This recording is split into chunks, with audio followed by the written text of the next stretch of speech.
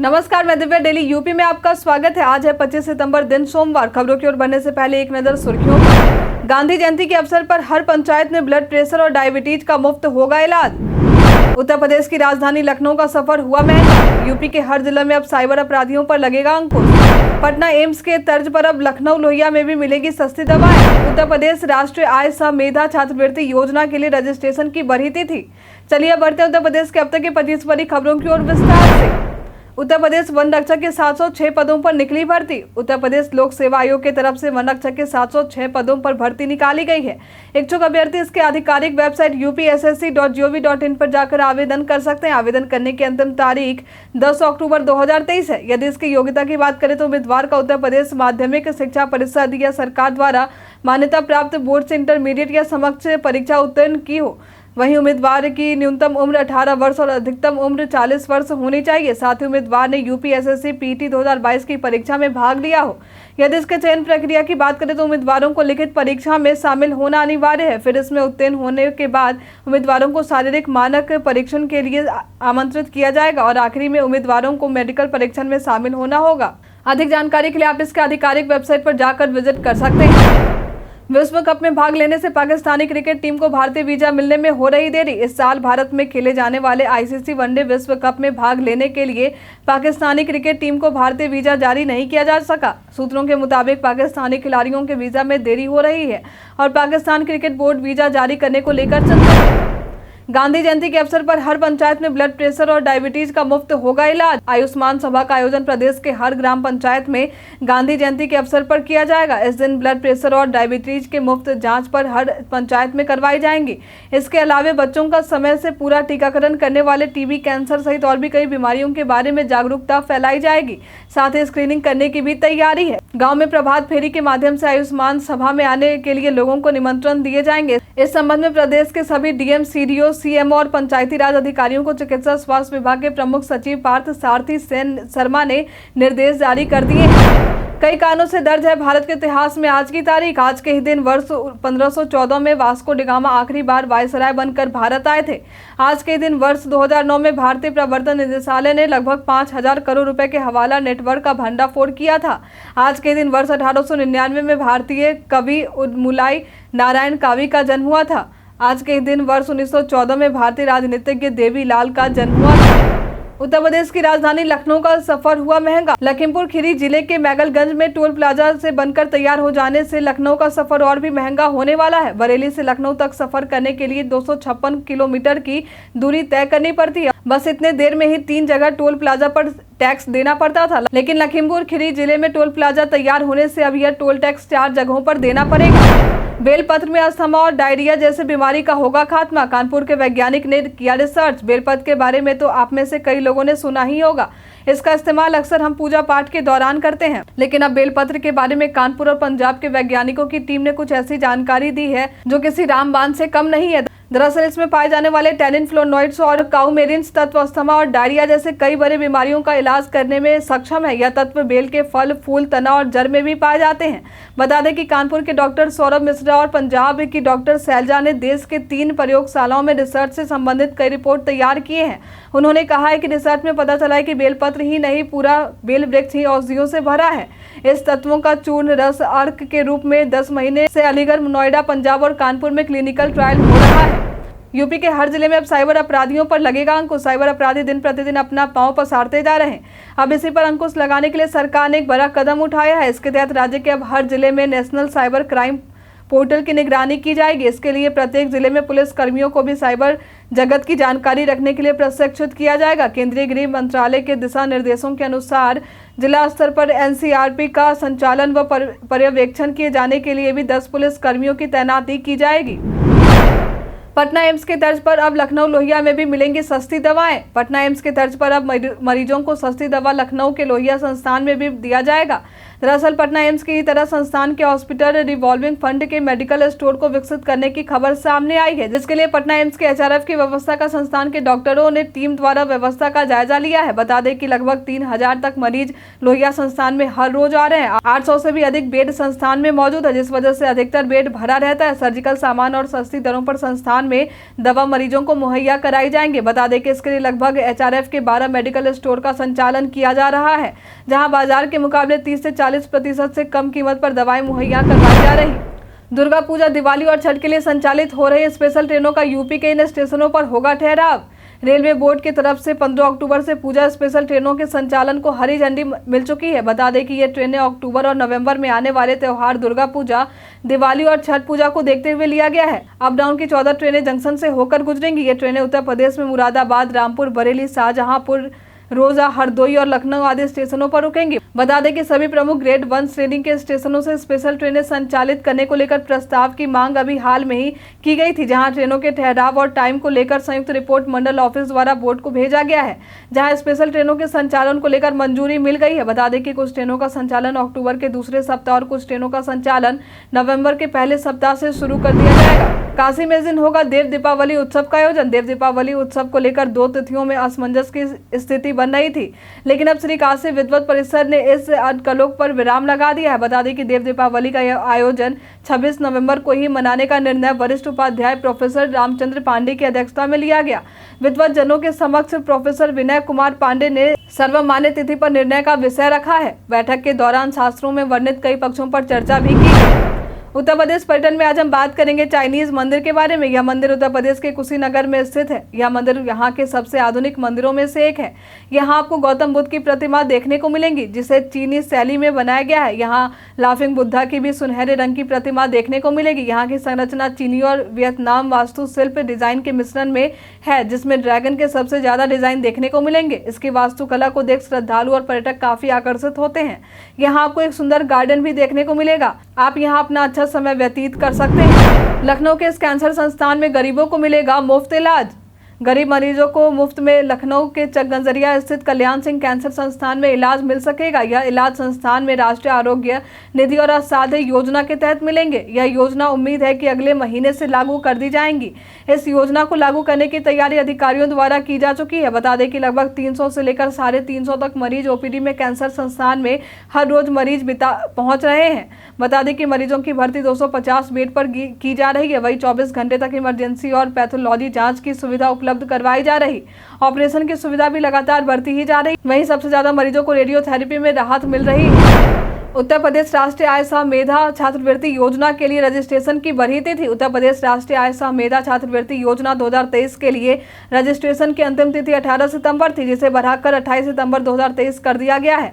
इच्छुक अभ्यर्थी इसके आधिकारिक वेबसाइट entdata.co.in पर जाकर रजिस्ट्रेशन कर सकते हैं। छात्रवृत्ति के लिए आयोजित होने वाली यह परीक्षा कार्यक्रम के अनुसार NMMS परीक्षा 5 नवंबर 2023 को आयोजित की जाएंगी। इस परीक्षा के लिए योग्यता की बात करें तो छात्रों को 7वीं कक्षा की परीक्षा में कम से कम 55% अंकों के साथ पास करना अनिवार्य है। वहीं आरक्षित वर्गों को 5% अंकों में छूट दिए जाएंगे। उत्तर प्रदेश के मौसम का मिजाज। चलिए अब जानते हैं उत्तर प्रदेश के मौसम के मिजाज के बारे में। मौसम विभाग के अनुसार पश्चिमी उत्तर प्रदेश में 1 या 2 स्थानों और पूर्वी उत्तर प्रदेश में कुछ स्थानों पर बारिश या गरज के साथ बौछारें पड़ने की संभावना है। वहीं मौसम विभाग द्वारा चेतावनी देते हुए कहा गया है कि पूर्वी उत्तर प्रदेश में 1 या 2 स्थानों पर मेघ गर्जन के साथ आकाशीय चमक होने की संभावना है। उत्तर प्रदेश में अब दलितों को ऑनलाइन मिलेंगी जमीन बेचने की इजाजत। अब ऑनलाइन ही अनुसूचित जाति की जमीनों को बेचने की अनुमति उत्तर प्रदेश में मिल सकेगी। इसके लिए ऑनलाइन आवेदन की प्रक्रिया राजस्व परिषद द्वारा bor.up.nic.in पर शुरू की जा चुकी है। साथ ही अब ऑनलाइन माध्यम से तय सीमा से अधिक खरीदी गई जमीनों को विनियमित करने की अनुमति भी मिल सकेगी। इस संबंध में प्रदेश में मौजूद सभी जिलाधिकारियों को सचिव एवं आयुक्त राजस्व परिषद मनीषा त्रिघाटिया के द्वारा निर्देश भेजा जा चुका है। इस निर्देश में कहा गया है कि उत्तर प्रदेश राजस्व संहिता में दी गई व्यवस्था के आधार पर डीएम द्वारा अनुसूचित जाति के भूमिधर को गैर अनुसूचित जाति के व्यक्ति को जमीन बेचने, दान देने, बंधक या पट्टे पर देने की व्यवस्था की गई है। यह अनुमति 45 दिनों में देने की समय सीमा तय की गई है। इसमें देरी होने की वजह से इस वर्ग के लोगों को परेशानियों का सामना करना पड़ रहा है। इसलिए ऐसी जमीनों के संबंध में आने वाले मामलों के निस्तारण के लिए ऑनलाइन व्यवस्था की गई है। जमीन कब्जा करने वालों के खिलाफ योगी सरकार हुई सख्त। उत्तर प्रदेश में जमीनों पर कब्जा करने वालों के खिलाफ योगी सरकार द्वारा सख्ती बरती जा रही है। इसके लिए कमिश्नरेट पुलिस की तरफ से कड़ी कार्रवाई भी की जाएगी। बता दें कि उन सभी पर गैंगस्टर और गुंडा एक्ट के तहत कार्रवाई की जाएगी जिन्होंने 1 जनवरी 2020 से 15 अगस्त 2023 के बीच में जिन लोगों के खिलाफ जमीन कब्जा करने के 2 या 2 से अधिक मुकदमे दर्ज हुए थे। इस कार्रवाई के लिए 700 से भी अधिक पुरानी फाइलें खंगाली जाएंगी। साथ ही निर्देश देते हुए कहा गया है कि यदि किसी ने जमीन पर कब्जा करने के लिए बवाल किया या उसकी वजह से कानूनी व्यवस्था बिगड़ी तो उस पर गैंगस्टर लगाने की संस्था की जाए। यूपी में इलेक्ट्रिक बसों की इकाई होंगी स्थापित, रोजगार के भी बढ़ेंगे अवसर। उत्तर प्रदेश में विकास और रोजगार को लेकर कई प्रयास किए जा रहे हैं। अब इसी कड़ी में देश की एक बड़ी वाहन निर्माता कंपनी के साथ यूपी सरकार द्वारा समझौता किया गया है। दरअसल हिंदुजा समूह द्वारा प्रदेश में इलेक्ट्रिक बसों के निर्माण की इकाई राज्य में लगाए जाने की तैयारी है। यदि यह इकाई उत्तर प्रदेश में स्थापित होती है तो इलेक्ट्रिक वाहन के क्षेत्र में उत्तर प्रदेश एक बड़ा बाजार होगा। सीएम योगी द्वारा कहा गया है कि हिंदुजा समूह को पहले से ही यूपी में आना चाहिए था। राज्य सरकार 750 इलेक्ट्रिक बसों का संचालन भी कर रही है और इनकी संख्या और बढ़ाने का निर्णय लिया जा चुका है। मिली जानकारी के अनुसार आगामी 18 महीने में इकाई की शुरुआत की जाएगी। साथ ही प्रदेश में युवाओं के लिए रोजगार के अतिरिक्त अवसर भी पैदा होंगे। उत्तर प्रदेश बर्थडे में आज हम बात करेंगे शशिकांत शर्मा के बारे में। ये पेशे से एक आईएएस कैडर के तहत 1976 बैच के सेवानिवृत्त केंद्रीय सिविल सेवक हैं। इनका जन्म आज के दिन वर्ष 1952 में उत्तर प्रदेश के चंदौसी में हुआ था। ये भारत के नियंत्रक और महालेखा परीक्षक भी रह चुके हैं। इन्होंने जुलाई 2014 में संयुक्त राष्ट्र बोर्ड ऑफ ऑडिटर्स के सदस्य के रूप में पदभार ग्रहण किया था। जनवरी 2017 में इन्होंने संयुक्त राष्ट्र बोर्ड ऑफ ऑडिटर्स के अध्यक्ष का पद संभाला। सरकारी स्कूलों के बच्चों को फुल पैंट और शर्ट पहनकर आने के योगी सरकार ने दिए निर्देश। बारिश के कारण इन दिनों प्रदेश में डेंगू, मलेरिया और चिकनगुनिया जैसी बीमारियां देखने को मिल रही। बच्चों को इन रोगों से बचाव के लिए उत्तर प्रदेश सरकार ने बड़ा फैसला लिया है। योगी सरकार ने निर्देश देते हुए कहा है कि सरकारी स्कूलों के छात्रों को फुल पैंट और शर्ट में आने के लिए प्रोत्साहित किया जाए। स्कूल कैंपस में पानी का जमाव नहीं होने दिया जाए। मच्छरों से संबंधित फॉगिंग करवाई जाए। साथ ही नोडल अध्यापक के माध्यम से छात्रों को डेंगू, मलेरिया और चिकनगुनिया जैसी बीमारी से बचाव के लिए जागरूक किया जाए। काम की बात में आज हम जानेंगे पिता की प्रॉपर्टी पर क्या बेटी का होता है अधिकार। अक्सर लोग अपने जायदाद या संपत्ति का उत्तराधिकारी अपने बेटे को ही बनाते हैं। कई बार बेटियां भी अपने पिता की संपत्ति में अपने हक की बात तक नहीं करती, फिर यह चलन चलता ही जाता है। लेकिन आपको बता दें कि सुप्रीम कोर्ट द्वारा पिता की संपत्ति में बेटी के अधिकारों को लेकर एक अहम फैसला सुनाया गया है, जहां यह प्रावधान किया गया है कि पिता की संपत्ति को विरासत में पाने का हक बेटियों का भी है। अयोध्या में आयोजित विश्व प्रसिद्ध रामलीला में ये प्रसिद्ध कलाकार करेंगे अभिनय। हर साल उत्तर प्रदेश के अयोध्या में रामलीला का भव्य आयोजन देखने को मिलता है। इस बार भी रामलीला का आयोजन बड़े ही धूमधाम से करने की तैयारी है। अयोध्या में रामलीला का यह कार्यक्रम 14 से 24 अक्टूबर तक देखने को मिलेगा, जहां 50 से भी ज्यादा बॉलीवुड कलाकार इस रामलीला में अभिनय करते दिखेंगे। बीते वर्ष 25 करोड़ लोगों ने इस रामलीला के कार्यक्रम को देखा था, लेकिन इस बार 50 करोड़ लोगों के देखने की योजना तैयार की जा रही। इस कार्यक्रम में पूनम ढिल्लो, भाग्यश्री, अमिता नांगिया, गजेंद्र चौहान, रजा मुराद, रवि किशन जैसे प्रसिद्ध कलाकार अभिनय करते दिखेंगे। सेना और पुलिस के लिए अब कानपुर में बनेगा पिस्टल। अब कानपुर मेड 9mm पिस्टल देश विदेश में धाक जमाएंगी। अपने शहर की कंपनी कैम स्टार डिफेंस इसका निर्माण नाटो के मानकों पर करेगी। इसकी स्वीकृति भी दी जा चुकी है। नवंबर माह से इस पिस्टल का ट्रायल भी शुरू होगा, जो 2 माह तक चलेगा। खास बात यह है कि अब देश में सेना और पुलिस के लिए इस पिस्टल का आयात करने की जरूरत नहीं पड़ेगी, बल्कि कानपुर से इसका निर्यात भी होगा। उत्तर प्रदेश में जदयू पार्टी के बीच मचा घमासान। एक तरफ बिहार के मुख्यमंत्री और जनता दल यूनाइटेड के संयोजक नीतीश कुमार देश भर में घूम कर विपक्षी दलों को जोड़कर इंडिया गठबंधन मजबूत करने में जुटे हैं। वहीं दूसरी तरफ उत्तर प्रदेश में उनकी अपनी ही पार्टी में घमासान मचा हुआ है। पार्टी के नेता और कार्यकर्ता ही प्रदेश संयोजक पर अभद्र भाषा का इस्तेमाल करने, बुरा बर्ताव करने, राष्ट्रीय अध्यक्ष के खिलाफ ही अपशब्दों का इस्तेमाल करने के गंभीर आरोप लगा रहे हैं। वहीं पार्टी के प्रवक्ता ने प्रदेश संयोजक पर लगाए गए आरोपों को निराधार बताया। इलेक्ट्रिक वाहन खरीद पर 5,000 से लेकर 1 लाख रुपए तक यूपी सरकार दे रही सब्सिडी। उत्तर प्रदेश इलेक्ट्रिक वाहन विनिर्माण एवं गतिशीलता नीति 2022 के क्रियान्वयन के लिए आगरा में संभागीय परिवहन कार्यालय पर बैठक आयोजित हुई। इस दौरान सहायक संभागीय परिवहन अधिकारी एनसी शर्मा द्वारा बताया गया कि सरकार इलेक्ट्रिक वाहनों की खरीद पर खरीदारों को सब्सिडी दे रही है। सब्सिडी पाने के लिए पोर्टल के माध्यम से आवेदन करना होगा। 14 अक्टूबर 2022 से 13 अक्टूबर 2023 तक इलेक्ट्रिक वाहनों की खरीद करने वाले वाहन स्वामी इसके लिए आवेदन कर सकते हैं। यह सब्सिडी सिर्फ एक ही वाहन के लिए मान्य होंगी। 2 पहिया और 4 पहिया वाहन पर अधिकतम सब्सिडी क्रमशः 5,000 रुपए से लेकर 1 लाख रुपए तक सीधा खरीदार के अकाउंट में ट्रांसफर कर दिए जाएंगे। आगे उन्होंने बताया कि वाहन स्वामी के एप्लीकेशन का सत्यापन डीलर, आरटीओ एवं परिवहन आयुक्त कार्यालय में किया जाएगा।